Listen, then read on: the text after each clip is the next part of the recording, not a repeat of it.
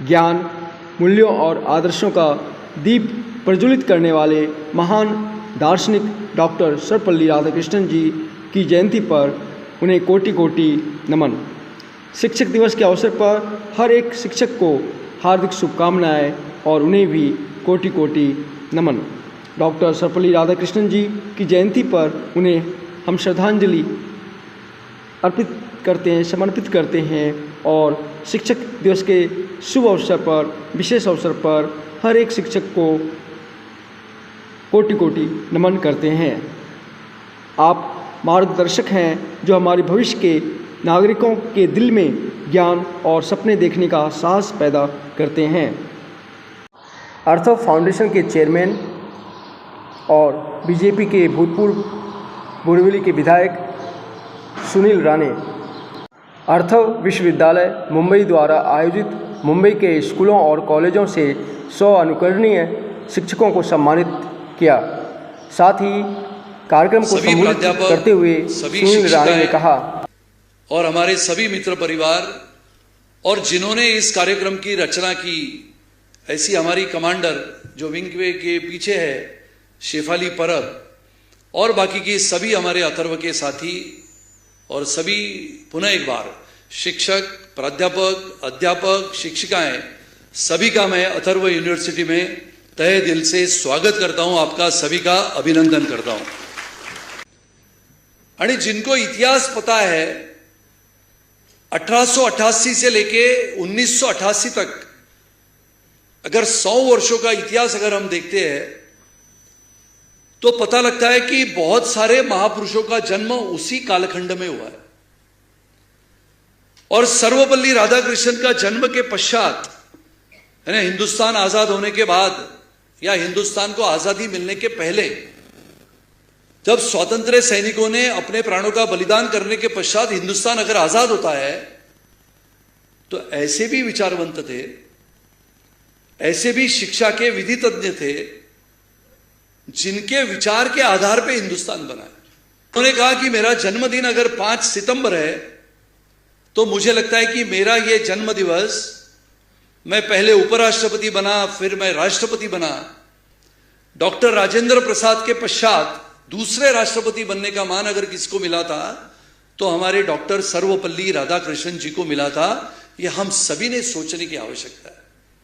और इसके लिए उन्होंने कहा कि मैं 5 सितंबर को मेरा जन्म हुआ है, आने वाले समय के आज नहीं तो सैकड़ों साल तक इस हिंदुस्तान के स्वतंत्र सैनिक हो या फिर इस हिंदुस्तान के विद्यार्थी हो, हर किसी को ताकत देने का काम, शिक्षा देने का काम अगर कोई करता है तो छोटे से गांव से लेके शहर तक आने वाला एक शिक्षक करता है। इसके लिए मेरे जन्मदिन को आने वाले समय में आपने शिक्षक दिन कहलाना चाहिए, ऐसे डॉक्टर सर्वपल्ली राधाकृष्णन जी का कहना था।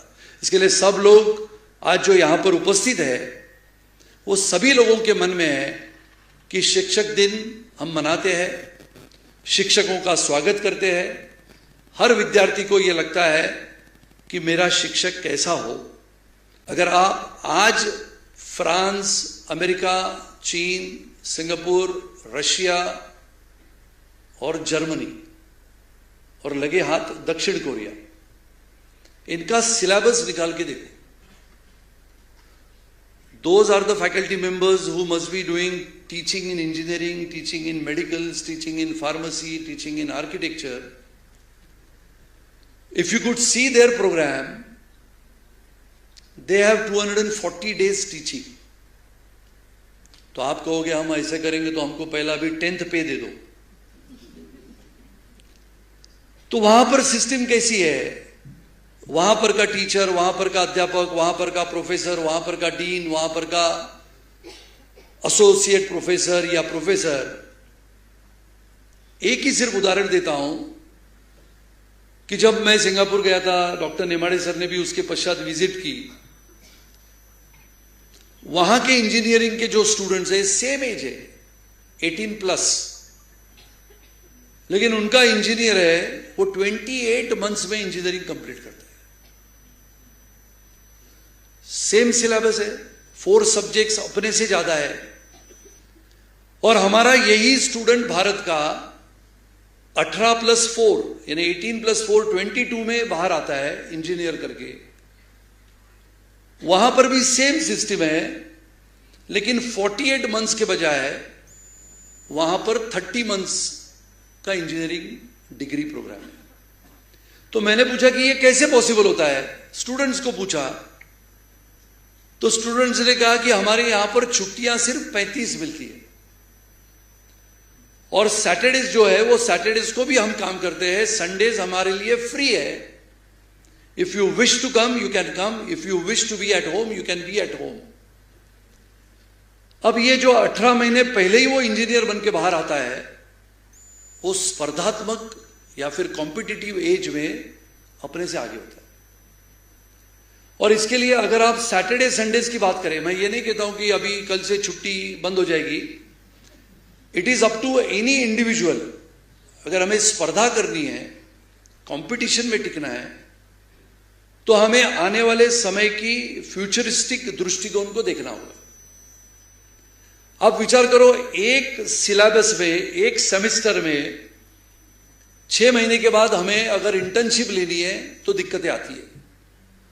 हम 3rd ईयर के बाद इंटर्न्स करते हैं, यानी अगर इंजीनियरिंग की बात हम करते हैं, और एमबीए में तो हम 3rd सेमेस्टर में कहते हैं कि please you go and take the opportunity to work with the industry. लेकिन ये कठिन है, स्टूडेंट रेडी नहीं होता है। पॅकेज की हम बात करते हैं, आपण शाळेमधले शिक्षक असलो तर आपला विद्यार्थी शाळेतून ज्युनियरला जातो, ज्युनियरनं मग सिनियर कॉलेजला जातो, मग तो टेक्निकल एजुकेशनला जातो, मेडिकल एजुकेशनला जातो। पैकेज की जब हम बात करते हैं इंजीनियरिंग में, तो एक उदाहरण ऐसा है, अभी पिछले 2024 से लेकर 25 तक जापानीज कंपनी मुंबई में आई थी। मुंबई यूनिवर्सिटी में करीबन 250 इंजीनियरिंग कॉलेजेस है।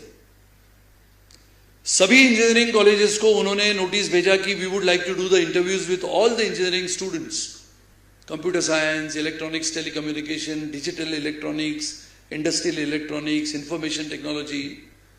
19,000 स्टूडेंट्स बैठे, 19,000, मुंबई से, ठाणा से, चिपलून से, रत्नागिरी से, भिवंडी से। 1 साल तक इंटरव्यू चले, परीक्षाएं चली, एप्टीट्यूड टेस्ट चली। 2 स्टूडेंट सिलेक्ट हुए after 1 year of rigorous 10 types of exams. Package मिला 25 लाख। एक स्टूडेंट जो सिलेक्ट हुआ पूरे मुंबई से, वो था अथर्व से। एक था ठाणे से। लास्ट ईयर अमेजॉन मुंबई आई, अमेजॉन कंपनी। आप सभी लोग अमेजॉन से मंगाते हो ना पैकेट्स, मंगाते हो कि नहीं? तो अमेजॉन कंपनी में इंजीनियर्स की रिक्रूटमेंट हुई। पैकेज था 65 लाख पर एनम। वापस इंटरव्यू चले, हजारों स्टूडेंट्स बैठे। मुंबई यूनिवर्सिटी के अंडर मुंबई में से एक स्टूडेंट सेलेक्ट हुआ, वापस वो अथर्व कॉलेज ऑफ इंजीनियरिंग से। 65 लाख रुपीस का पैकेज मिला। अब उसके पीछे प्रेरणा होती है, उसके पीछे इंस्पिरेशन है, मोटिवेशन है। और ये आपने जो अभी रोबो देखा, ये फर्स्ट टाइम लॉन्च किया है अभी मुंबई में। ये जो रोबो अपनी गर्दन झुकाए खड़ा है चुपचाप, क्योंकि इसका कंट्रोल फ्रांस से होता है, और इसकी कंडीशन है कि इसको अपने लैब में से बाहर निकाला तो ये गर्दन नीचे डालता है। अभी हमारी वो किधर है टीचर गौरी देखती है, अगर इसको अभी लेके जाके हमने लैब्स में रखा तो वो चलेगा, बात करेगा, फेस रीडिंग करेगा, एवरीथिंग ही कैन डू इट। अब this is the latest technology which Atharva has always brought in our college. Last example आपको देता हूं।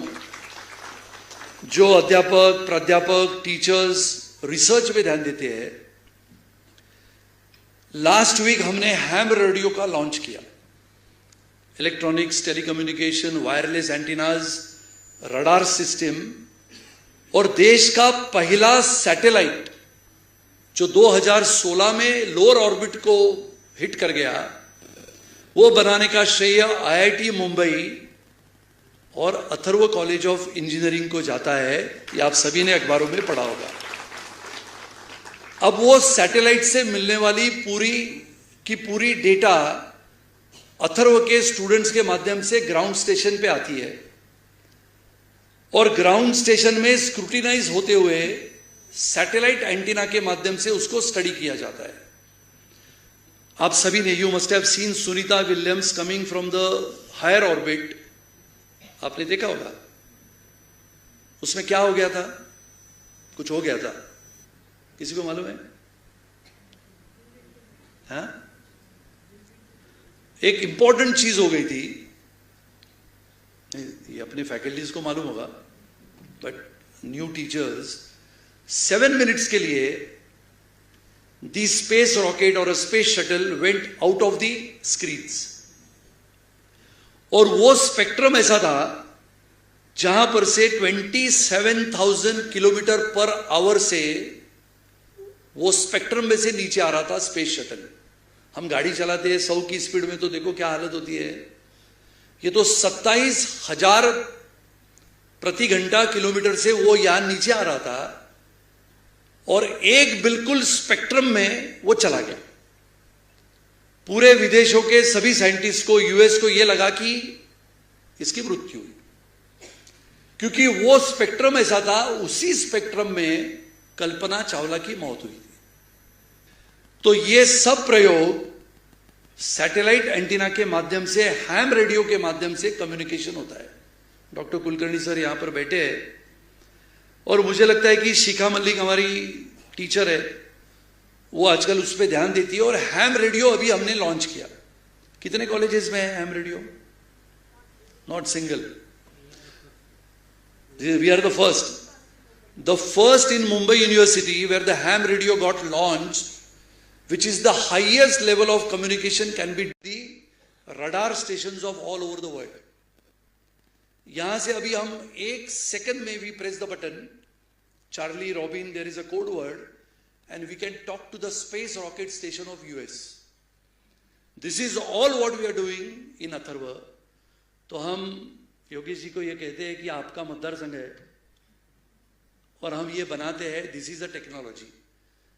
और मैं आप सब जो प्राध्यापक, अध्यापक अलग अलग कॉलेजेस से यहाँ पर आए हैं, when I have started 26 years back, those days मैंने एक टैगलाइन रखी थी कि 25 या 30 वर्ष के बाद anybody who will come to Maharashtra, Mumbai, we say आप मुंबई आते हो तो गेटवे ऑफ इंडिया पे चले जाओ, ये हमारे भारत का द्वार है।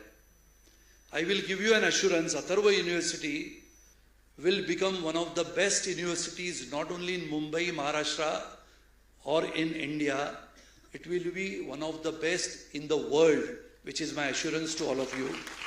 और इसके लिए हम कहते हैं कि Atharva university will become a gateway of education of Mumbai, and we should all make efforts.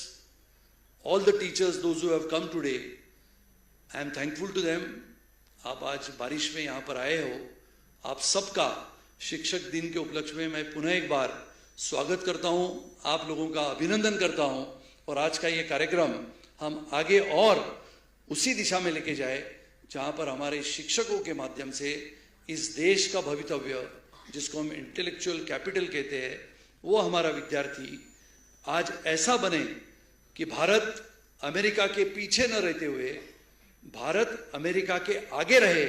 और आज जो ये हमारे स्टूडेंट्स हैं, ग्रेजुएट होने के बाद अमेरिका की दिशा में जाते हैं, वो न जाते हुए अमेरिका का विद्यार्थी भारत की दिशा में आए, ये प्रार्थना हम करते हैं। इसके लिए आप सबको धन्यवाद। जय हिंद, जय महाराष्ट्र।